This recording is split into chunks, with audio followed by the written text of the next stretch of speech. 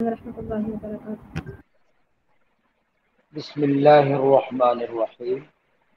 اللہم صل علی محمد وعلی آل محمد وبارک وسلم علیہ۔ باب فی المعاریض، معاریض کا باب ہے۔ یہ معاریض کا معنی ہے کنایتاً یا توریہ کے طور پر بات کرنا، الفاظ کے لفافے کے اندر کوئی معنی چھپا ہوا ہو، ظاہر الفاظ میں بات نہ کرنا بلکہ الفاظ کے لفافے کے اندر ایک معنی چھپا ہوا ہو۔ بعض دفعہ اس معنی کو ہر کوئی نہیں سمجھ سکتا یا مخاطب کچھ اور معنی سمجھے اور کہنے والے کا مطلب کچھ اور ہو، اس کو کہتے ہیں توریہ۔ توریہ معاریض۔ قرآن پاک میں اللہ تبارک و تعالی ارشاد فرماتے ہیں وَلَا جُنَاحَ عَلَيْكُمْ فِيمَا عَرَّضْتُمْ بِهِ مِنْ خِطْبَةِ النِّسَاءِ۔ عَرَّضْتُمْ بِهِ مِنْ خِطْبَةِ النِّسَاءِ، کہ عورت جب عدت کے اندر ہو، بالخصوص ایسی عورت جس کا شوہر فوت ہو چکا اور وہ عدت گزار رہی ہے، اس کی عدت ہے مثلا 4 ماہ 10 دن، تو اللہ تبارک و تعالی ارشاد فرماتے ہیں کہ اس عدت کے دوران تمہیں اجازت نہیں کہ تم اس کو نکاح کا پیغام بھیجو یا نکاح کی بات پکی کرو۔ جب عدت مکمل ہو جائے پھر اس کو پیغام نکاح بھیجا جا سکتا ہے اور بات چیت کی جا سکتی، دوران عدت اجازت نہیں۔ لیکن ساتھ ہی یہ ارشاد فرمایا کہ ولا جناح علیکم، کوئی گناہ نہیں ہوگا، فیما عرضتم به من خطبۃ النساء، کہ بطور تعریض تم اس کو کوئی نکاح کی بات کہہ دو، ظاہراً الفاظ میں نہیں کہنا بلکہ الفاظ کے لفافے میں چھپی ہوئی بات ہو۔ مثلا ان کو یہ کہہ دیا جائے کہ آپ کی تو ابھی عمر جوان ہے، آپ کو تو آپ کے متعلق تو سب سوچ رہے ہوں گے کہ آپ کی شادی ہونی چاہیے، یا اس طرح کا کوئی اشارہ کر دینا کہ میرا بھی ارادہ ہے کہ مجھے کوئی مناسب رشتہ مل جائے تو میں نکاح کر لوں۔ براہ راست اس کو کہنا کہ میں آپ کے ساتھ نکاح کرنا چاہتا ہوں یا پیغام نکاح بھیجنا، یہ تو جائز نہیں۔ لیکن اس طرح کنایتاً بات کر دینا، اشارتاً بات کر دینا، اللہ فرماتے ہیں اس کی اجازت ہے۔ تو یہ تو میں نے ایک مثال دی ہے قرآن پاک سے کہ فیما عرضتم به من خطبۃ النساء او اکننتم فی انفسکم، یا اپنے دل میں بات چھپا کے رکھو کہ جیسے ہی عدت سے فارغ ہوگی تو میں اس کے ساتھ نکاح کروں گا، لیکن جب تک وہ عدت سے فارغ نہ ہو جائے اس وقت تک اس کے ساتھ ظاہر الفاظ میں نکاح کی بات کرنا یا پیغام دینا یہ جائز نہیں۔ تو اب سمجھ گئے ہوں گے کہ معاریض کس کو کہتے ہیں۔ اچھا، اب سوال یہ ہے کہ یہ توریتاً کوئی بات کرنا یہ جائز ہے یا ناجائز ہے؟ تو انتہائی ضرورت کے موقع پر، کوئی عذر ہے، شرعی مجبوری ہے، کوئی ضرورت ہے، جان کے تحفظ کا مسئلہ ہے، مال کے تحفظ کا مسئلہ ہے، یا ایسی ہی کوئی بات ہے جو مجبور کر رہی ہے، تو ایسے موقع پر توریتاً بات کر لینا اس میں کوئی حرج کی بات نہیں، جائز ہے۔ لیکن کوئی عذر بھی نہ ہو، کوئی مجبوری بھی نہ ہو، پھر بھی اس طرح کی بات کرنا کہ مخاطب کچھ اور سمجھے اور میرا مطلب کچھ اور ہو، تو اس کی اجازت نہیں ہے۔ اس کی اجازت نہیں ہے۔ یہ ایک قسم کا جھوٹ ہوگا کہ مخاطب نے جو بات سمجھی ہے وہ اس میں مجھے سچا سمجھ رہا ہے، حالانکہ میرا وہ مطلب ہی نہیں ہے۔ جب میرا وہ مطلب ہی نہیں ہے تو گویا میں جھوٹا ہوں۔ وہ مجھے سچا سمجھ رہا اور میں اس کے ساتھ جھوٹ بول رہا، اس معنی میں جو معنی وہ سمجھتا ہے، تو یہ ایک قسم کا جھوٹ ہوگا، تو پھر یہ جائز نہیں ہے۔ اس کی بہت ساری مثالیں آپ نے پہلے بھی سنی ہوئی ہوں گی کہ جیسے جناب رسول اللہ صلی اللہ علیہ وآلہ وسلم ایک مرتبہ سفر میں تھے، کسی غزوے کے سفر میں تھے، تو دشمن کے علاقے سے دو آدمی صحابہ کرام نے پکڑ لیے۔ آدمی اس لیے پکڑے تھے کہ تاکہ ان کے ذریعے سے کچھ معلومات حاصل ہو جائیں دشمن کی نقل و حرکت کے اور ان کے ارادوں کے متعلق۔ اب حضور صلی اللہ علیہ وسلم نے ان دو آدمیوں سے پوچھنا چاہا کہ بھی ہم تم سے کچھ باتیں پوچھیں گے تو آپ ہمیں بتاؤ۔ وہ بھی بڑے ہوشیار آدمی تھے، انہوں نے کہا کہ ٹھیک ہے، ہم آپ کو معلومات دے دیں گے جو آپ نے پوچھنی ہے، لیکن پھر ہم آپ سے کوئی بات پوچھیں تو آپ بھی ہمیں بتائیں، ہمارے سوالوں کا بھی آپ جواب دیں۔ تو نبی پاک صلی اللہ علیہ وسلم نے ارشاد فرمایا کہ ٹھیک ہے، کہ تم پوچھو گے تو ہم بھی بتا دیں گے۔ اب حضور صلی اللہ علیہ وسلم نے ان سے دشمن قبیلے کے متعلق جو معلومات آپ نے پوچھنی تھی کہ ان کی تعداد کیا ہے، ان کا رخ کدھر کو ہے، ان کا ارادہ کیا ہے، ساری باتیں جو آپ مناسب سمجھتے تھے پوچھنا چاہیے وہ پوچھ لی۔ اس سے دشمن کی نقل و حرکت کے متعلق کافی معلومات حاصل ہو گئی۔ اب انہوں نے حضور سے پوچھا کہ تم کہاں سے آئے ہو؟ اب وعدہ کیا ہوا تھا کہ ہم بھی تمہارے سوال کا جواب دے دیں گے۔ تو جناب رسول اللہ صلی اللہ علیہ وسلم نے جواب میں ارشاد فرمایا کہ جئنا من العراق، ہم عراق سے آئے ہیں۔ اب عراق سے انہوں نے یہی سمجھا کہ عراق جو ملک ہے یہ وہاں کے کچھ رہنے والے لوگ ہیں، یہ ادھر تو اپنے سفر میں آئے ہوئے ہیں، حالانکہ حضور تو عراق سے نہیں آئے تھے بلکہ مدینے سے آئے تھے۔ اب عراق کا دوسرا معنی پانی کے چشمے کو بھی کہتے ہیں۔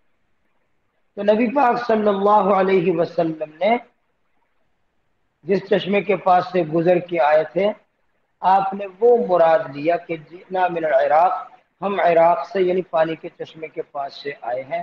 حضور کی مراد چشمہ تھا اور انہوں نے سمجھا کہ عراق والے ملک سے آئے ہیں، اس لیے انہوں نے جو سمجھا وہ حضور کی مراد نہیں تھی۔ اس کو توریہ کہتے ہیں۔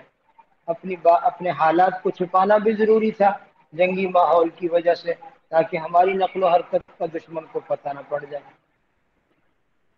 تو یہ ایک عذر، ایک ضرورت اور مجبوری ہے کہ دشمن سے اپنی نقل و حرکت کو خفیہ رکھنا اور دشمن کے متعلق معلومات حاصل کر لینا۔ اس عذر اور مجبوری کی وجہ سے آپ نے وہاں پر توریہ فرمایا۔ تو ضرورت کی وجہ سے توریہ کر لینا جائز ہے، بلا ضرورت یہ جائز نہیں ہے۔ اس کی دوسری مثال بھی بڑی مشہور ہے کہ جناب رسول اللہ صلی اللہ علیہ وآلہ وسلم اور آپ کے ساتھ حضرت صدیق اکبر رضی اللہ عنہ جب سفر ہجرت میں تھے اور لوگ آپ کے دشمن آپ کی تلاش میں تھے کہ کہیں پکڑے جائیں، ڈھونڈ لیں، دشمن آپ کو پکڑنے کے لیے ادھر ادھر پھر رہے تھے، ان کے جاسوس پھر رہے تھے، وہ پیچھے دوڑ لگائے ہوئے تھے کہ ان کو پکڑ لیں۔ تو اچانک کوئی شخص سامنے آ گیا جو حضرت ابوبکر صدیق کو تو پہچانتا تھا اور حضور صلی اللہ علیہ وسلم کو نہیں پہچانتا تھا۔ اس نے حضرت صدیق اکبر سے بات چیت کی اور پوچھنے لگا کہ یہ آپ کے ساتھ کون ہے۔ اب اس ماحول میں بتانا مناسب نہیں تھا کہ یہ میرے ساتھ محمد صلی اللہ علیہ وسلم ہے، وہ تو چھپ کر ہجرت کے لیے نکلے ہوئے ہیں، دشمن تعاقب میں ہے تو ان سے اپنی جان بھی بچانی ہے۔ اب اگر جھوٹ بولیں، کوئی اور بتا دیں تو یہ صدیق ہے، صدیق کے منہ سے جھوٹ تو نکل سکتا نہیں ہے۔ اب حضرت نے توریہ فرمایا کہ رجل یہدین السبیل، یہ میرے ساتھ ایک آدمی ہے مجھے راستہ بتا رہا ہے، رجل یہدین السبیل، یہ مجھے راستہ بتا رہا ہے۔ اس نے یہ سمجھا کہ شاید یہ ابو بکر کہیں پہاڑیوں میں پھرتا پھراتا گم ہو گیا، تو یہ کوئی آدمی ہے جو ان کو راستے پر لگا رہا۔ حضرت صدیق اکبر کا مطلب کیا تھا کہ یہ مجھے سیدھا راستہ بتانے والے، یہ میرے نبی اور میرے رہنما ہیں جو مجھے جنت کا راستہ بتا رہے ہیں۔ یہ ہے توریہ۔ حضرت کی مراد کچھ اور تھی، وہ کچھ اور سمجھ گیا اور اس طرح خطرے سے اپنے آپ کو بچا لیا اور جھوٹ بھی نہیں بولا۔ اس کو کہتے ہیں توریہ، اسی کو کہتے ہیں معاریض۔ تو میں نے عرض کر دیا کہ بلا ضرورت اس کی اجازت نہیں، بوقت ضرورت چور ہیں، ڈاکو ہیں، دشمن ہیں، کسی کو مال جان کا خطرہ ہے، وہ اس طرح کی بات کر کے اپنے آپ کو بچا لے تو پھر تو ٹھیک ہے، جائز ہے، ورنہ اس سے پرہیز کرنا چاہیے اور اس کو جھوٹ گنا جائے گا۔ یہ تفصیل جو میں نے عرض کر دی، سمجھ گئے؟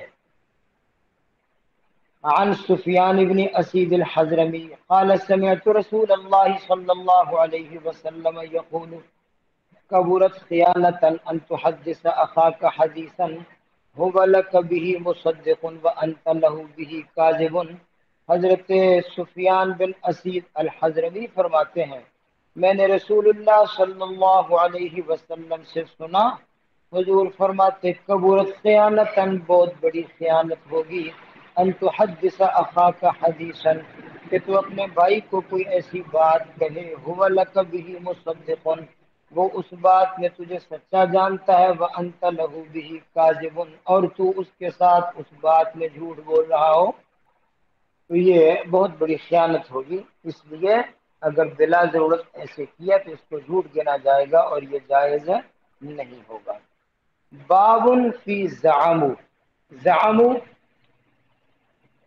لوگوں کا گمان یہ ہے، لوگوں کا خیال یہ ہے۔ یہ بہت دفعہ ایسے ہوتا ہے کہ کوئی شخص اپنی بات کرتا ہے، خیال اس کا اپنا ہوتا ہے، لیکن صرف دوسرے پر دباؤ ڈالنے کے لیے یا دوسرے پر اثر ڈالنے کے لیے یوں کہتا ہے جناب سارے لوگوں کا یہی خیال ہے، سارے لوگ ایسے کہتے ہیں، لوگ تمہارے متعلق ایسی ایسی باتیں سوچ رہے ہیں، حالانکہ لوگوں کی طرف لوگوں کو اس بات کا نہیں، بات اس کی اپنی ہوتی ہے، لیکن صرف وہ ایک لوگوں کا اشارہ، لوگوں کا نام لے کر وہ اپنی بات کا وزن بڑھانا چاہتے ہیں۔ لوگ آپ کے متعلق ایسی باتیں کہہ رہے ہیں، لوگوں کا یہ گمان ہے، تو یہ ہے اس طرح کہنا چاہیے، جبکہ بات تو لوگوں کی نہیں ہے، اپنی ہی ذہن میں ایک بات آ گئی اور دوسرے آدمی کو دباؤ ڈالنے کے لیے کہہ دیا کہ سارے لوگوں کا یہی خیال ہے، سارے لوگوں کا اس میں اس طرح کہنا ہے۔ جناب رسول اللہ صلی اللہ علیہ وسلم نے اس طرح بات کرنے سے بھی ممانعت فرمائی اور فرمایا کہ یہ بہت بری سواری ہے۔ زعموا دوسروں کا گمان یہ ہے، یہ ایک سواری ہے، اس کے اوپر چڑھ کر بندہ دوسرے پر سوار ہو جاتا ہے، تو فرمایا یہ بہت بری سواری ہے، یعنی یہ برا طریقہ ہے۔ بات آپ کے دل کی ہے تو آپ کا جو میرا خیال یہ ہے، ہوتی اپنی بات ہے اور کہنا ساری جماعت کا یہی خیال ہے، سب لوگ ایسے کہتے ہیں، تو یہ ایک سواری ہے جس پر آدمی سوار ہو کر اپنے مقاصد حاصل کرنا چاہتا ہے، تو یہ غلط بات ہے، غلط طریقہ ہے۔ جی عن ابی قلابة قال قال ابو مسعود لابی عبد الله او قال ابو عبد الله لابی مسعود ما سمعت رسول الله صلی اللہ علیہ وسلم يقول فيما زعموه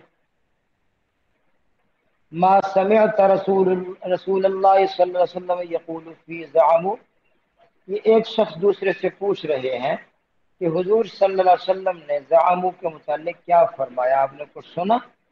تو انہوں نے آگے سے فرمایا کہ ہاں سمعت رسول اللہ صلی اللہ علیہ وسلم، میں نے رسول اللہ صلی اللہ علیہ وسلم سے سنا، حضور فرماتے بئس مطیۃ الرجل، بہت بری سواری ہے یہ آدمی کے لیے، زعموا کہنا، بات اپنی اور لوگوں کی طرف نسبت کر کے یہ کہنا، تو یہ بری سواری ہے جس پر سوار ہو کر آدمی اپنی منزل پر پہنچنا چاہتا ہے، اپنے مقاصد حاصل کرنا چاہتا ہے، حالانکہ یہ جھوٹ ہے۔ دوسروں کا خیال ہے یا نہیں ہوتا، اپنا ہی ہے۔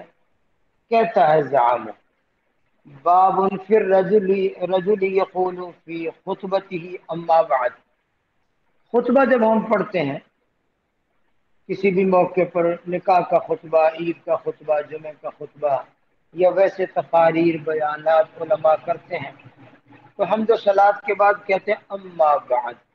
یہ لفظ اما بعد کا استعمال یہ جائز ہے یا ناجائز ہے؟ اس میں امام ابو داود رحمۃ اللہ علیہ لائے ہیں کہ یہ جائز ہے، اور خود جناب رسول اللہ صلی اللہ علیہ وسلم نے اس کا استعمال فرمایا۔ اما بعد کا معنی یہ ہوتا ہے بعد الحمد والصلاۃ، یعنی جو میں نے حمد و صلات اللہ کے نبی پر درود پڑھا ہے، اس کے بعد اب میں اگلی بات کرنا چاہتا ہوں، تو اس موقع پر بولا جاتا ہے اما بعد اے بعد الحمد والصلاۃ۔ تو یہ جائز ہے، اور حضور صلی اللہ علیہ وسلم کا بھی یہ طریقہ تھا۔ عن زید بن ارقم رضی اللہ عنہ ان النبی صلی اللہ علیہ وسلم خطبهم، زید بن ارقم فرماتے ہیں کہ رسول اللہ صلی اللہ علیہ وسلم نے خطبہ دیا، اور اس میں آپ نے حمد و صلات کے بعد فرمایا اما بعد۔ جی آگے ہے جی باب فی الکرم وحفظ المنطق۔ حفظ المنطق کا معنی تو یہ ہے کہ اپنی زبان کی حفاظت کرنا، گفتگو میں حفاظت کرنا، آدمی ایسے فضول گفتگو نہ کرے۔ اور کرم یہ اس کا معنی ہوتا ہے سخاوت، سخی آدمی کو بھی کرم کہتے ہیں۔ عرب لوگ جو ہے یہ انگور کو بھی کرم کہتے تھے، کرم، انگور کا ایک نام عرب پرانے لوگ اس کو کرم کہتے تھے۔ تو جناب رسول اللہ صلی اللہ علیہ وسلم نے فرمایا کہ اس کو کرم نہ کہو، کیونکہ کرم یہ مسلمان آدمی کی شان ہے۔ اس کا دوسرا نام العنب، انگور کا دوسرا نام، وہ استعمال کرو، کرم نہ کہو۔ تو یہ اس لیے فرمایا کہ کرم کے معنی میں سخاوت ہے، اور سخاوت یہ آدمی کی صفت ہے۔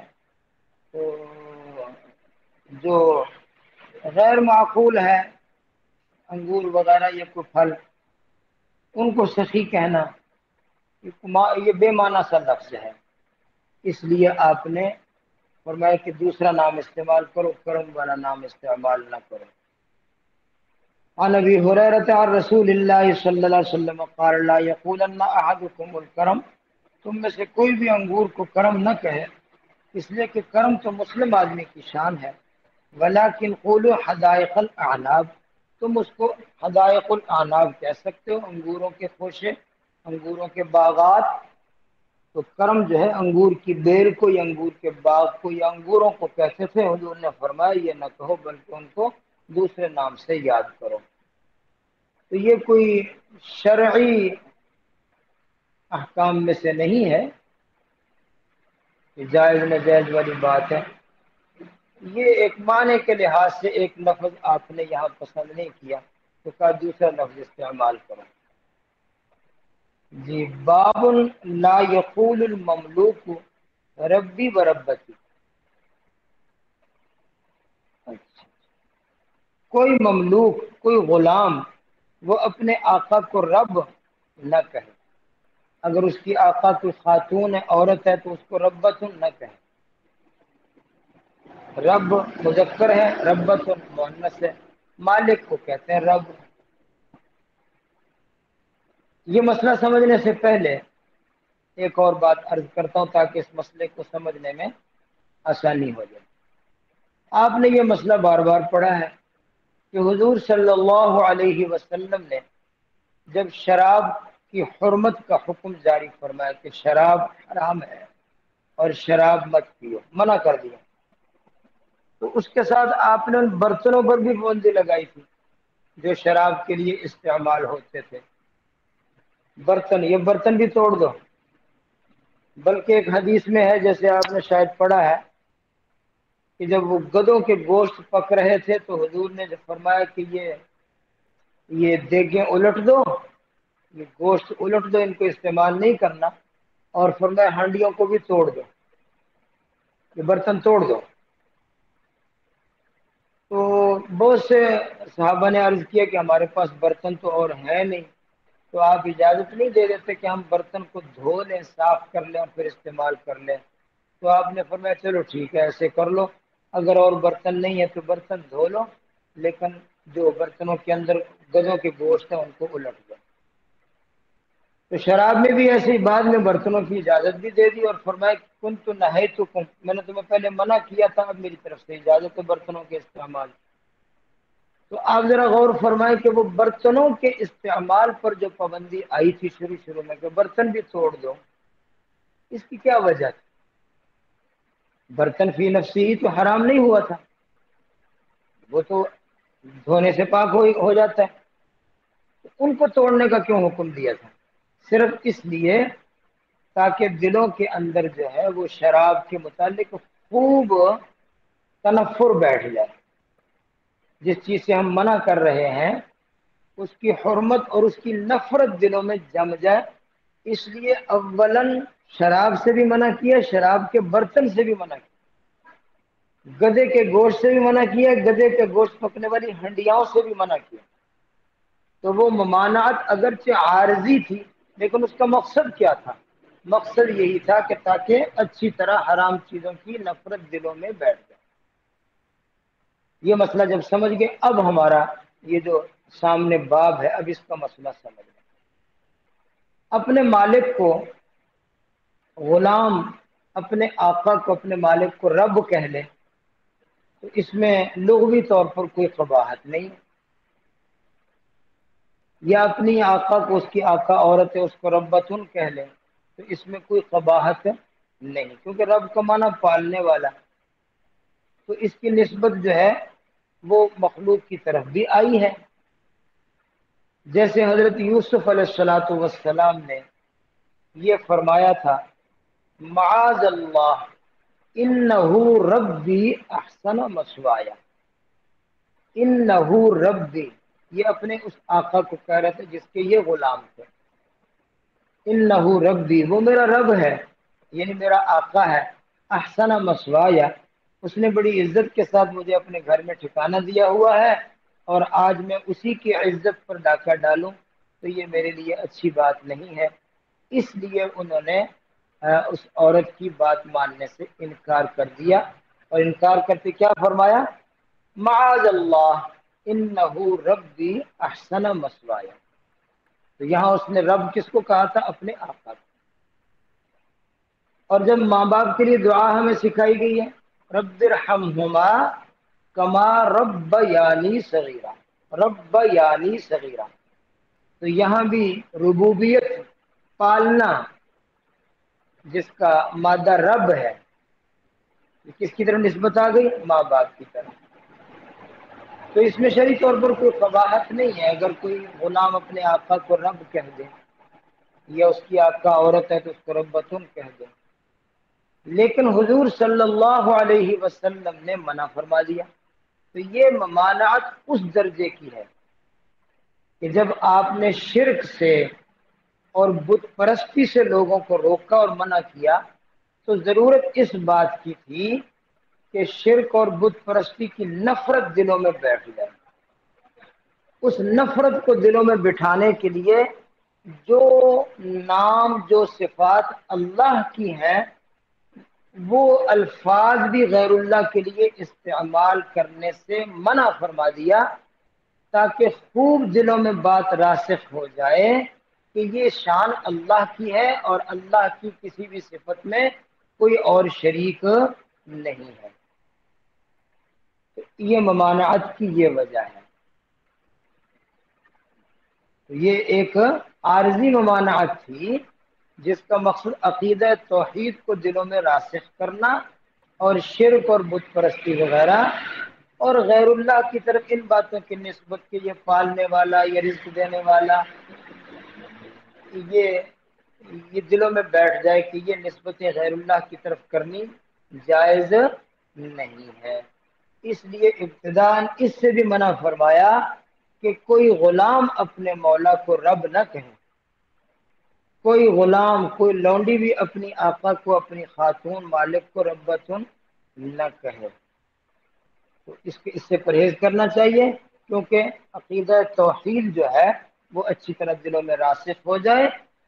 ویسے جیسے میں نے عرض کیا کہ لغوی طور پر جو ہے اس کی نسبت جو ہے اس میں کوئی قباحت نہیں، وہ ممانعت کی وجہ وہ وہی وجہ ہے جو شراب کے برتنوں اور گدے کے گوشت کے برتنوں سے ممانعت کی جو وجہ تھی، دلوں میں ایک بات کو راسخ کرنا اور برے کام کی نفرت دلوں میں بٹھانا۔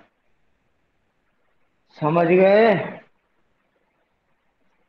عن ابی ہریرہ رضی اللہ عنہ ان رسول اللہ صلی اللہ علیہ وسلم قال، حضرت ابو ہریرہ رضی اللہ عنہ فرماتے ہیں رسول اللہ صلی اللہ علیہ وسلم نے فرمایا، لا یقولن احدکم عبدی و امتی، کوئی بھی اپنے غلام کو عبد یا اما نہ کہے، کیونکہ عبد عبادت سے ہے، یہ بندگی، اور اما یہ بھی بندگی کا معنی ہے اس میں۔ لہذا کوئی بھی آقا اپنے غلام کو عبد یا اپنی لونڈی کو اما نہ کہے، اور کوئی بھی مملوک اپنے آقا کو رب نہ کہے اور ربا ہی نہ کہے، بلکہ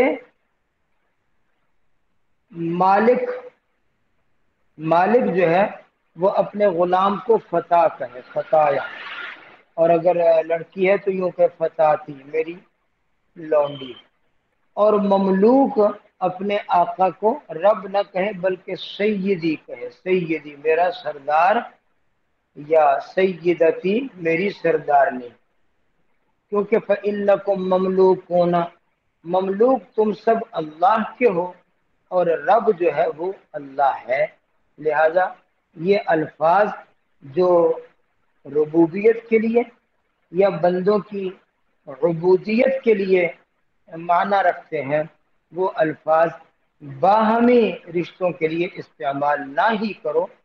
یہ عقیدہ توحید کا ایک اعلیٰ سبق ہے، سمجھ رہے ہوں گے؟ اچھا جی، اگلی حدیث۔ اسی حدیث میں بعض راویوں نے یہ ذکر نہیں کیا، وَلْيَقُلْ سَيِّدِي وَمَوْلَايَ، بعض نے یہ ذکر نہیں کیا۔ جی، عن عبد اللہ بن بریدہ عن ابیہ قال قال رسول اللہ صلی اللہ علیہ وسلم، لا تقولوا للمنافق سید فإنه إن يك سيدا فقد أسخطتم ربكم عز وجل۔ ایک حدیث میں آتا ہے کہ کوئی بھی بدعتی آدمی کا اکرام نہ کرو، اس طرح منافق آدمی جو ہے اس کا بھی اکرام نہیں کرنا چاہیے۔ تو حضور نے فرمایا منافق کو سید نہ کہو، سردار نہ کہو، اگر وہ تمہارا سردار ہو گیا تو پھر تم اللہ کو ناراض کر بیٹھے۔ اگر تم نے منافق کو اپنا امام بنا لیا، اپنا بڑا بنا لیا، تو پھر تو تم نے اللہ کو ناراض کر لیا۔ اس لیے منافق کو سید نہ کہو۔ ویسے آپس میں میل جول کے لیے اور الفاظ ہیں، کوئی اور لفظ بول لو تو کوئی اور مناسب سا لفظ، لیکن سید یعنی ایسے الفاظ جس میں خوب اعزاز اور اکرام والے الفاظ ہیں، وہ ان کے لیے استعمال نہ کرو، اس لیے کہ منافقت کی وجہ سے وہ اپنا اکرام اور اعزاز کا حق جو ہے وہ کھو بیٹھے ہیں۔ کیونکہ عزت اور احترام، اس کا تو فلسفہ اللہ نے یہ بیان فرمایا کہ وَلِلَّهِ الْعِزَّةُ وَلِرَسُولِهِ وَلِلْمُؤْمِنِينَ، یہ عزت اللہ کی ہے، پھر اللہ نے اپنے رسول کو عزت دی ہے، یا پھر اللہ نے عزت اہل ایمان کو دی ہے۔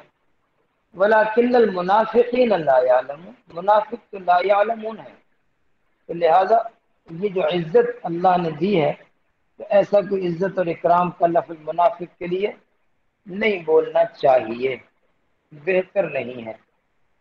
باب لا یقال خبثت نفسی، عرب لوگوں میں یہ کچھ زبان کے الفاظ ہیں، بعض الفاظ محاوراتی اور زبان کے ہوتے ہیں۔ تو اب جیسے شاید میں نے پہلے عرض کیا تھا اور آگے بھی آ رہا ہے کہ عرب لوگ جو ہے نا عشاء کی نماز کو صلاۃ العتمہ کہتے تھے، تو حضور نے فرمایا کہ صلاۃ العشاء کہو، عتمہ نہ کہو۔ تو یہ ممانعت کو شرعی نہیں ہے، بس یہ ہے کہ وہ الفاظ اور قومی محاورات میں کچھ باتوں کی احتیاط کرنی چاہیے، یہ اس قسم کی ممانعت۔ تو اسی طرح کا یہ باب ہے جو اب ہم پڑھ رہے ہیں، کہ عرب لوگوں کی عادت یہ تھی کہ جب طبیعت خراب ہو، کسی آدمی کا طبیعت خراب ہے، بیماری کی کیفیت ہے، اور منہ کا ذائقہ بگڑا ہوا ہے، یہ اس طرح کا کوئی مزاج میں خرابی ہے، تو وہ یوں کہتے تھے خبثت نفسی، خبثت نفسی، یعنی میرا نفس، میرا دل خبیث ہے، ناپاک ہو گیا۔ اور مانا کیا تھا؟ یہ میری طبیعت خراب ہے، مانا یہ میری طبیعت خراب ہے۔ لیکن خبثت یہ خبیث سے ہے، ایسا لفظ نہیں بولنا چاہیے اپنے متعلق کہ میرا نفس خبیث ہو گیا، کیونکہ خبیث کا معنی جو ہے وہ یہ طیب کے مقابلے میں ہے، بد کردار برے شخص کو خبیث کہتے ہیں۔ تو حضور نے فرمایا کہ ایسے موقع پر خبثت نفسی کا لفظ نہیں بولنا چاہیے، بلکہ آپ نے متبادل لفظ دیا کہ یوں کہہ لیا کرو نقصت نفسی، معنی وہی ہے کہ میری طبیعت خراب ہے۔ جی، عن ابی امامۃ بن سہل بن حنیف عن ابیہ ان رسول اللہ صلی اللہ علیہ وسلم قال، آپ نے فرمایا لا یقولن احدکم خبثت نفسی، خبثت نفسی نہ کہا کرو، ولیقل لقست نفسی، لقست نفسی کہہ دیا کرو، یعنی خبیث کی نسبت، خبث کی نسبت اپنی ذات کی طرف، یہ اچھی بات نہیں ہے، یہ بری بات ہے۔ عن عائشة رضی اللہ عنہا عن النبی صلی اللہ علیہ وسلم قال لا یقولن احدکم جاشت نفسی، یہ بھی خبثت اور جاشت ایک ہی معنی ہے۔ جاشت نفسی نہ کہا کرو، یوں کہہ لیا کرو لقست نفسی۔ عن حذیفة عن النبی صلی اللہ علیہ وسلم قال لا تقولوا ما شاء اللہ وشاء فلان ولكن قولوا ما شاء اللہ ثم شاء فلان۔ یہ بھی وہ عقیدہ توحید کو دل میں مضبوط اور راسخ کرنے کے لیے یہ کچھ احتیاطی باتیں ہیں کہ گفتگو میں بھی احتیاط کرنا چاہیے۔ یوں نہیں کہنا چاہیے اللہ رسول کا حکم ہے، یوں نہیں کہنا چاہیے اللہ اور اس کا رسول کا حکم ہے، یعنی اللہ کا جب نام لے تو اس کے ساتھ کسی کو ایسے ملائیں، یہ نہیں، بلکہ تھوڑا فرق کر لیں، یوں کہیں کہ اللہ کا حکم ہے اور اللہ کے رسول کا بھی اسی طرح حکم ہے، یعنی جملے الگ الگ ہو جائیں تاکہ پتہ چلے کہ اللہ کے ساتھ کسی بھی معاملے میں کسی کو بھی شراکت نہیں۔ اگرچہ معنی دونوں کا ایک ہی ہے کہ یوں کہیں کہ اللہ رسول کا حکم ہے، یا یوں کہیں کہ اللہ کا یہ حکم ہے اور اللہ کے رسول کا بھی یہی حکم ہے، معنی میں کوئی فرق نہیں، لیکن الفاظ اس طرح کے لانا، جیسے کئی لوگ پنجابی لوگ کہتے ہیں اللہ نبی وارث، اللہ نبی وارث، ایسے نہیں کہنا چاہیے کہ اللہ کا جب کوئی نام لیں تو اس میں تفرید ہونی چاہیے، تفرید اور توحید، کہ اللہ کا نام اکیلا ہو، اس کے نام کے ساتھ کسی اور کا نام مت لیں، یوں کہتے اللہ کا حکم، اور بعد میں اگر کسی اور کا بھی آپ نے نام لینا ہے تو پھر اس کو ایک الگ جملے میں لائیں تاکہ اللہ کے نام کی تفرید اور توحید جو ہے وہ باقی رہے۔ یہ بات بھی سمجھ رہے ہیں؟ گفتگو میں اللہ کا نام لیتے وقت کسی کو بھی اس کے ساتھ شریک نہ کریں، بلکہ الگ نام لیں۔ سمجھ رہے ہیں؟ اس لیے فرمایا لا تقولوا ما شاء اللہ وشاء فلان، یوں نہ کہا کرو ما شاء اللہ وشاء فلان، جو اللہ نے چاہا جو فلاں نے چاہا، بلکہ یوں کہا کرو ما شاء اللہ، جو اللہ نے چاہا، پھر الگ جملہ لاؤ دوسرے کا ثم شاء فلان، اور پھر جو فلاں نے چاہا، تاکہ یہ الگ جملہ ہو، پتہ چلے کہ اللہ کے فعل میں اللہ کے فعل میں کوئی اور کسی کی شراکت نہیں۔ ہاں جی آگے حدیث عن عدي بن حاتم أن خطيبا خطب عند النبي صلى الله عليه وسلم فقال من يطع الله ورسوله فقد رشد ومن يعصهما فقال قم او قال اذهب فبئس الخطيب انت. اچھا جی، خطبہ دیتے وقت یہ الفاظ بھی خطبہ پڑھتے ہیں کہ من یطع اللہ ورسولہ فقد رشد ومن یعصہما فانہ لا یضر الا نفسہ ولا یضر اللہ شیئا. تو خطبے میں خطیب کو یوں ہی پڑھنا چاہیے جیسے میں نے پڑھا ہے کہ فقد رشد پر وقف کر کے اس کا الگ جملہ بنا لیں. یوں کہیں من یطع اللہ ورسولہ فقد رشد، کہ جو اللہ اور اس کے رسول کی اطاعت کرے اس نے رشد اور ہدایت کو پایا.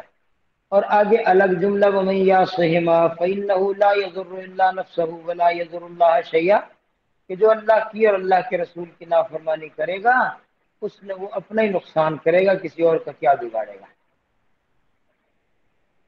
تاکہ ومن یعصہما یہ الگ اس کا متعلق آگے ہے، ومن یعصہما فانہ لا یضر الا نفسہ ولا یضر اللہ شیئا، یہ اس کے ساتھ. اب اگر کوئی خطیب خطبہ دیتے وقت یوں پڑھے من یطع اللہ ورسولہ فقد رشد ومن یعصہما، یہاں وقف کرے تو ومن یعصہما لگ گیا پیچھے، پچھلے جملے کے ساتھ اس کا تعلق بن گیا. اب معنی کیا بنے گا کہ جو اللہ اور اس کے رسول کی اطاعت کرے فقد رشد، اس نے ہدایت پائی، ومن یعصہما اور اس نے بھی ہدایت پائی جو نافرمانی کرے. تو معنی بدل گیا کہ نہیں بدل گیا؟ ومن یعصہما کو فقد رشد کے ساتھ لگا دیا. تو اگر کوئی شخص یوں پڑھتا ہے من یطع اللہ ورسولہ فقد رشد ومن یعصہما، یہاں وقف کرے اور پھر آگے پڑھے فإنہ لا یضر الا نفسہ ولا یضر اللہ شیئا، تو یہ معنی بہت غلط بنے گا کہ ومن یعصہما کو اس نے فقد رشد کے ساتھ لگا دیا. معنی یہ ہو جو اطاعت کرے گا وہ بھی رشد ہے، جو معصیت کرے گا وہ بھی رشد ہے. تو بتائیے معنی غلط ہوا کہ نہیں ہوا؟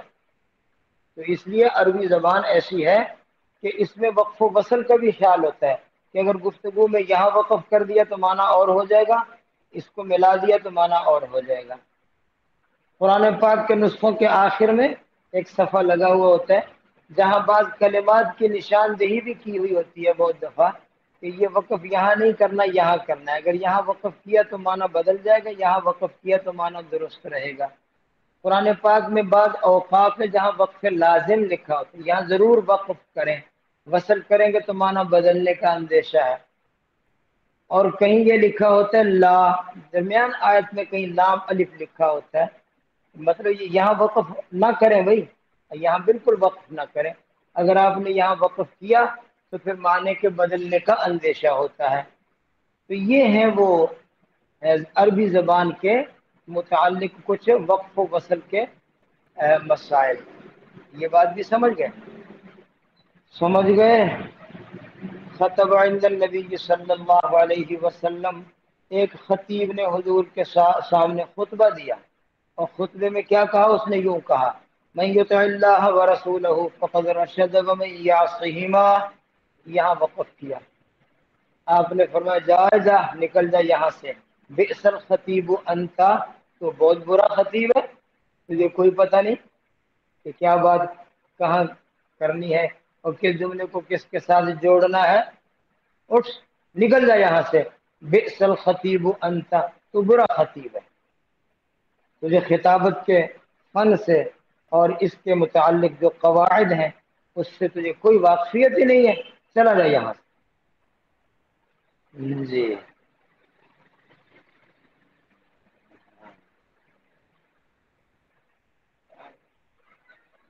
عن ابي تميمة عن ابي المليح عن رجل قال كنت رديف النبي صلى الله عليه وسلم فعثرت دابته فقلت تعس الشيطان فقال لا تقل تعس الشيطان فإنك إذا قلت ذاك تعازم حتى يكون مثل البيت ويقول بقوتي ولكن قل بسم الله فإنك إذا قلت ذلك تصاغر حتى يكون مثل الذباب. جناب رسول اللہ صلی اللہ علیہ وآلہ وسلم کا میں ردیف تھا. ایک آدمی کہتا ہے کنت ردیف النبی، میں حضور کا ردیف تھا. ردیف یا ردف وہ پچھلے سوار کو کہتے ہیں، جیسے ایک سواری پر دو سوار ہوں تو پچھلے سوار کو کہتے ہیں ردیف۔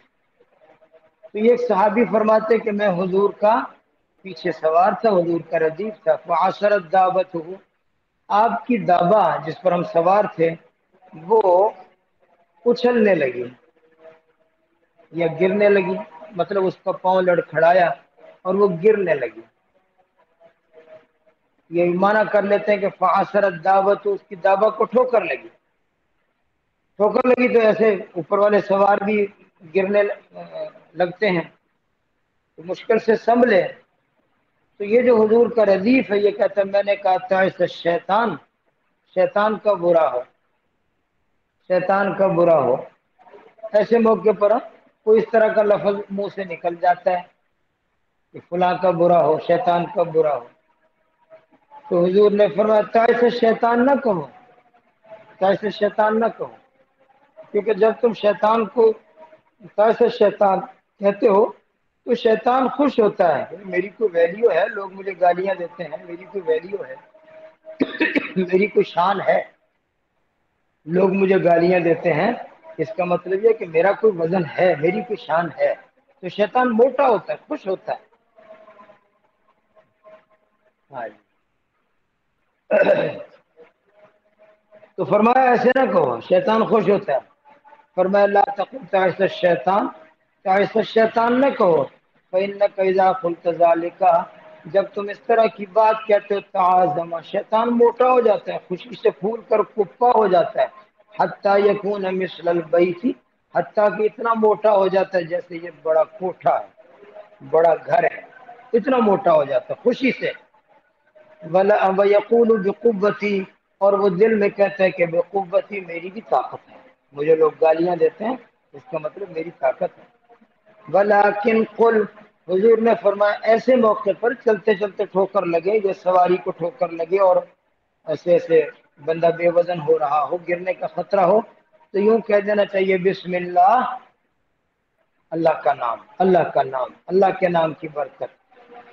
اس سے کیا ہوگا؟ فرمایا فإنک اذا قلت ذلک، جب آپ اس طرح اللہ کا نام لوگے تصاغرا، تو شیطان چھوٹا ہو جاتا ہے، شیطان وہ اس کو پتہ چلتا ہے کہ میرا تو کسی نے نام ہی نہیں لیا، تو چھوٹا ہو جاتا ہے، وہ حقیر ہو جاتا ہے۔ حتیٰ یکون مثل الذباب، حتیٰ کہ ایسے ہو جاتا ہے جیسے مکھی، مکھی کی طرح چھوٹا ہو جاتا ہے، اس کے اوپر ذلت چھا جاتی ہے کہ میرا تو کسی نے نام ہی نہیں لیا، میری کوئی ویلیو ہی نہیں ہے۔ جی، عن ابی ہریرہ رضی اللہ عنہ ان رسول اللہ صلی اللہ علیہ وسلم قال اذا سمعت، وقال موسى اذا قال الرجل هلك الناس فهو اهلكهم۔ اذان سن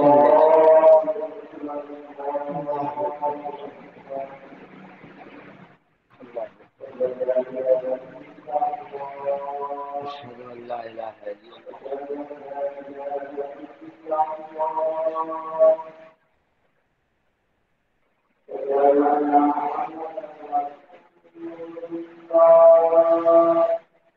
اشهد ان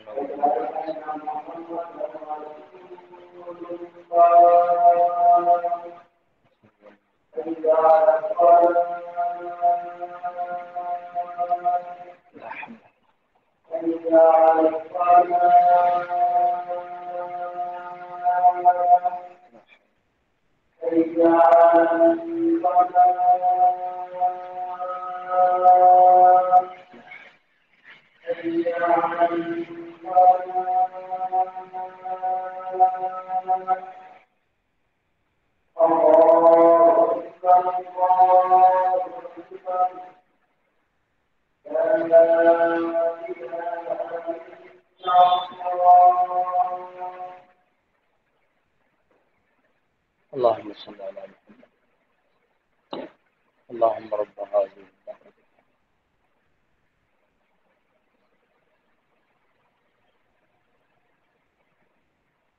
لا تكن جی آواز آپ کو سنائی دے رہی ہے؟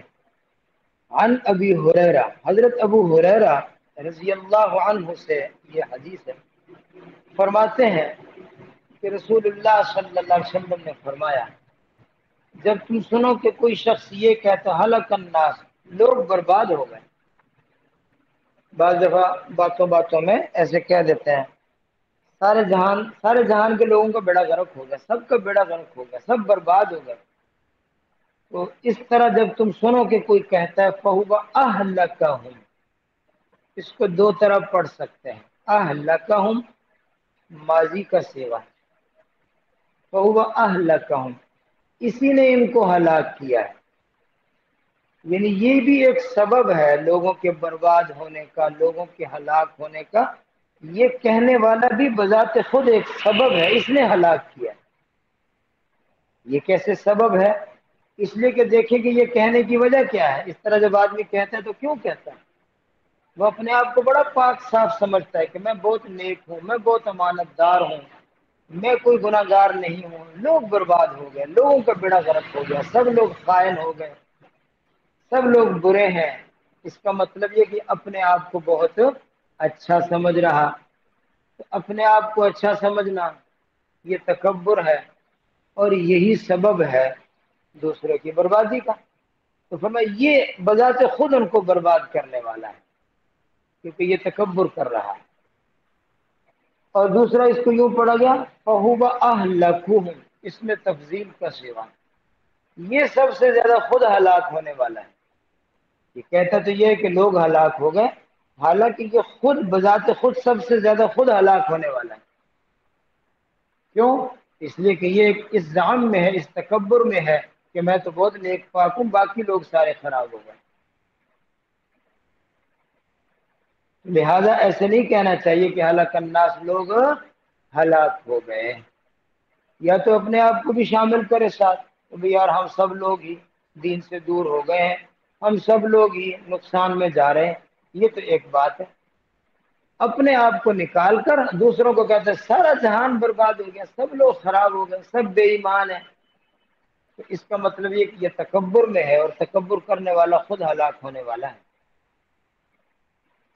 اسی لیے اگلی سطر دیکھیں نا کہ قال ابو داود، امام ابو داود فرماتے ہیں کہ امام مالک رحمت اللہ علیہ نے فرمایا کہ اذا قال ذلك تحذرا لما يرى في الناس یعنی فی امر دینہم فلا ارى به باسا، کہ اگر کوئی شخص بطور تحزن کے لوگوں کی دینی بگاڑ کو دیکھ کر، لوگ نماز نہیں پڑھتے، لوگ سچ نہیں بولتے، لوگ حلال نہیں کھاتے، لوگ پردہ نہیں کرتے، لوگوں کی اس دینی کمزوریوں پر بطور حزن و ملال کے افسوس کے طور پر یوں کہہ دے ہلاک الناس، تو فلا ارا بھی بأسن، حضرت امام مالک فرماتے پھر کوئی حرج نہیں ہے. لیکن اگر وہ کہتا ہے عجباً بنفسی، اپنے آپ کو پسند کر رہا ہے بطور عجب کے، عجب مانا تکبر، فخر، خود پسندی، خود پسندی، بطور خود پسندی کے اگر وہ کہہ رہا ہے ہلاک الناس کہ میں تو بہت صحیح جا رہا ہوں، باقی سب لوگ برباد ہو گئے، وتصاغرا للناس، اور دوسرے لوگوں کو حقیر سمجھتے ہوئے کہتا ہے بطور تکبر کے، فهو المکروہ الذی نہی عنہ، تو یہ بری بات ہے جس سے منع کیا گیا ہے. اس نیت سے ہلاک الناس کہنے والا خود برباد ہوگا. اور اگر وہ پہلے والی صورت ہے تو اس میں ہلاک الناس کہنے والا فلا ارا به بأسا، امام مالک نے فرمایا کہ اس میں کوئی حرج کی بات نہیں ہے. وہ لوگوں کی اس عملی کمزوری کو پر افسوس کر رہا ہے، تو یہ تو ایک اچھی بات ہے. مصلح آدمی کا کام ہوتا ہے وہ لوگوں کی دینی کمزوری پر اس کو پڑن ہو، اس کے دل میں افسوس ہو، اور اس کے دل کے اندر جو ہے وہ پریشانی ہو کہ لوگ کیوں بے دین ہو رہے ہیں. اس طور پر یہ بات کہنے میں کوئی حرج بھی نہیں ہے.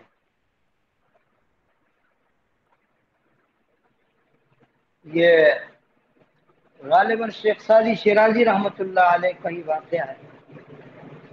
وہ فرماتے ہیں کہ مرابی دانائے مرشد شہاب، دو اندرز فرمود بر روئے آب،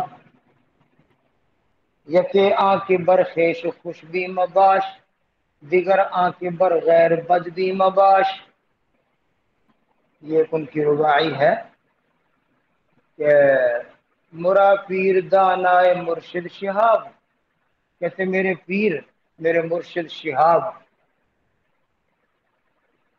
ان کے پیر ہیں شہاب الدین ان کا نام ہوگا، تو کہتے ہیں انہوں نے مجھے مرا پیر دانائے مرشد شہاب دو اندرز فرمود بر روئے آب، پانی کے اوپر ہم سفر کر رہے تھے، کشتی کا سفر، تو روئے آب پر یعنی پانی کے اوپر ہم جا رہے ہیں، تو اس موقع پر میرے مرشد نے مجھے دو نصیحتیں فرمائی، دو اندرز فرمود بر روئے آب، دو نصیحتیں فرمائی سفر میں، کشتی کے سفر میں، یکے آنکھ برخیش خوشبی مباش، دیگر آنکھ بر غیر بدبی مباش، ایک نصیحت یہ فرمائی کہ اپنے متعلق خوشبین نہ ہونا کہ میں بہت نیک ہوں، میں بڑا کامیاب ہوں، میں بہت صحیح ہوں، میری بات بڑی اچھی ہے، میرے اندر ہر صفت پائی جاتی ہے، اپنے متعلق خوشبین نہ ہونا، دیگر آنکھ کے برغیر بدبی مباش، اور دوسری نصیحت یہ فرمائی کہ دوسروں کے متعلق بدبین نہ ہونا، بدگمان نہ ہونا دوسروں کے متعلق کہ دوسرے برے ہیں، تو یہ دو نصیحت ہو گئی، اپنے آپ کو اچھا سمجھنا اور دوسرے کو برا سمجھنا، ان دونوں سے اپنے آپ کو بچا لو۔ بہت یہ مجھے یہ رباعی بہت محبوب ہے، مرا پیر دانائے مرشد شہاب دو اندرز فرمود بر روئے آب، یکی آنکھ برخیش خوشبی مباش، دیگر آنکھ برغیر بدبی مباش، اپنے آپ کو اچھا سمجھنا دوسروں کو برا سمجھنا، یہ بہت بڑا فتنہ اور یہ بہت بڑے خسارے والی بات ہے، اس سے پرہیز کرنا چاہیے۔ جی بات سمجھ رہے ہیں؟ شیخ سعدی رحمۃ اللہ علیہ فرماتے ہیں اپنا واقعہ کہ میں ایک دفعہ اپنے والد کے ساتھ سفر حج میں تھا، ہمارا قافلہ حج کو جا رہا، پرانا زمانہ، تو وہ پیدل قافلے جاتے حج کو جا رہے، راستے میں جنگل آ گیا، رات گزاری، صبح ہوئی پھر چل پڑے، پھر کہیں رک گئے پھر چل پڑے، 2 مہینے 3 مہینے 6 مہینے لگتے، حج کو جاتے حج کر کے واپس آتے، ایک ایک حج میں سال سال خرچ ہو جاتا، زیادہ بھی لگ جاتا، اس طرح کا وہ زمانہ تھا۔ تو کہتے ہیں ایک دفعہ ہمارا قافلہ سارے حاجیوں کا جنگل میں کہیں رات کو ٹھہرا اور سارے حاجی سو گئے، تھکے ہوئے تھے سفر سے، سب سو گئے۔ کہتے میرے والد صاحب بہت اللہ والے تھے، وہ لوگ تو سو گئے، انہوں نے وضو کیا اور مصلی بچھایا اور عبادت میں شروع ہو گئے، مجھے بھی نیند نہیں آئی، تو میں نے دیکھا کہ ابا جی نماز پڑھ رہے ہیں، تو میں نے بھی وضو کیا اور میں نے بھی مصلی بچھا لیا اور میں بھی تہجد میں شروع ہو گیا۔ ماشاءاللہ ساری رات دونوں باپ بیٹا عبادت کرتے رہے، جب صبح سحر کا وقت تھا تو میں نے کہا ابا جی عجیب لوگ ہیں، حج کے سفر میں اور سارے غفلت کی نیند سو رہے ہیں، یعنی میرا کہنے کا مطلب یہ تھا کہ ان کو بھی چاہیے تھا کہ یہ بھی اٹھتے تہجد پڑھتے، حج کا سفر ہے نیکی کا کام کریں، بھلا اس طرح غفلت میں سونا کوئی اچھی بات ہے، ساری رات سوئے رہے، لیکن اس میں باپ تو باپ تھا نا، مصلح کی تو نظر ہوتی ہے، وہ سمجھ گئے کہ اس نے جو اپنی رات کو عبادت کر لیا نا، یہ اس کا تھوڑا سا گھمنڈ آ گیا ہے، اپنی عبادت کی گرمی چڑھ گئی ہے، یہی ہمارا حال ہے کہ تھوڑی سی عبادت، ہمارے استاد فرماتے تھے ہمارا حال یہ ہے کہ اگر ایک رات عبادت کر لیں نا ذرا اچھی طرح ٹھیک ٹھاک عبادت کر لیں خوب، تو اب ہمیں صبح یہ انتظار ہوتا ہے کہ اب آسمان سے جبریل علیہ السلام اترے گا اور آ کر ہمیں سلام کرے گا، ہمارا حال یہ ہے، وہ ساری زندگی کے گناہ وہ یاد نہیں ہے، اب عبادت کی، اب اللہ کے میں بہت قریب ہو گئے ہوں، اب آسمان سے فرشتہ آ کر مجھے سلام کرے گا آج رات، یہ ہماری عبادت کا حال ہوتا ہے، گرمی چڑھ جاتی عبادت کی، تو ابا جی سمجھ گئے کہ رات کی عبادت کی گرمی چڑھ گئی ہے، تو میں نے کہا ابا جی کیسے حاجی ہیں، حج کے سفر میں سارے غفلت کی نیند سوئے ہوئے ہیں، تو باپ سمجھ گیا، تو کہتے میرے باپ نے کہا اور بے وقوف، اس سے بہتر تھا کہ تو بھی سویا ہی رہتا، یہ جو تو نے عبادت کی ہے نا رات، اس تیری عبادت سے بہتر تھا کہ تو بھی سویا ہی رہتا۔ بس کہتے میرے ابا کا یہ فرمانا اور میری عقل ٹھکانے آ گئی، میری عقل ٹھکانے آ گئی کہ ایسی عبادت جس عبادت کی وجہ سے تکبر پیدا ہو جائے، فخر پیدا ہو جائے، وہ عبادت عبادت نہیں رہتی، نعوذ باللہ وہ تو خطرناک ہے۔ اس لیے ہمارے اکابر، ہمارے بزرگ، ہمارے بڑے یہ کہتے ہیں کہ تعلق ہونا چاہیے اللہ والوں کے ساتھ، تاکہ انسان کے دل کے اندر جو بیماریاں ہیں نا ان کا علاج ہوتا رہے، اپنی اصلاح ہوتی رہے۔ خدا نخواستہ اصلاح نہ ہو تو یہ عبادات انسان کو بجائے اللہ کا بندہ بنانے کے فرعون بناتی ہیں۔ پہلے حاجی نہیں تھا، اب حج کر کے آ گیا تو اور فخر آ گیا، میں تو حاجی بن گیا۔ پہلے مسجد نہیں بنائی تھی، اب پیسہ خرچ کر کے مسجد بنا لی تو اور فخر آ گیا کہ واہ بھائی واہ، میں نے پورے محلے پر بلکہ پوری امت مسلمہ پر احسان کر دیا، میں نے مسجد بنا کے دے دیا۔ تو یہ عبادات بجائے فائدے کے کیا ہو رہی، اس کے دل میں فخر، تکبر اور یہ آ رہا ہے، تو یہ عبادت اس کو خیر کی طرف لے جا رہی یا خطرے کی طرف؟ یہ تو اس کو حج نے فرعون بنا دیا، مسجد کا بانی بنا اور فرعون بن گیا، تو یہ تو بجائے فائدے کا نقصان ہو گیا۔ تو اس لیے ان عبادات کی برکات اور فوائد ذکر کر رہے ہیں، چلے کر رہے ہیں، وظیفے کر رہے ہیں، قرآن پڑھ رہے ہیں، صدقہ خیرات کر رہے ہیں، حج کر رہے ہیں، تعلیم ہو رہی ہے، علم سیکھ رہے ہیں، علم سکھا رہے ہیں۔ یہ ساری عبادات کا نفع تب ہوگا اگر کسی مصلح کے ساتھ تعلق ہے، ورنہ پھر ان عبادات کی گرمی چڑھتی جائے گی اور فرعونیت آتی جائے گی، اور بجائے فائدے کے کیا ہوتا جائے گا، نقصان ہوتا جائے گا۔ بندگی نہیں آئے گی بلکہ عبادات میں خدائی آ جائے گی، میں سب سے بڑا ہوں، میں خدا ہوں۔ یہ بات جو ہے نا، یہ شیخ سعدی رحمۃ اللہ علیہ کے استاد نے سمجھائی ہے۔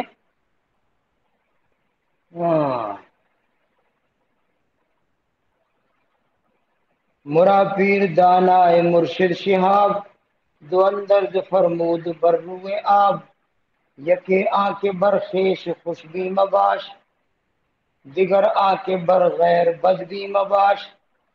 دوسرے کے متعلق بدگمان نہ ہونا اور اپنے متعلق خوش گمان نہ ہونا، یہ دو نصیحتیں پیر جی نے سمجھائی۔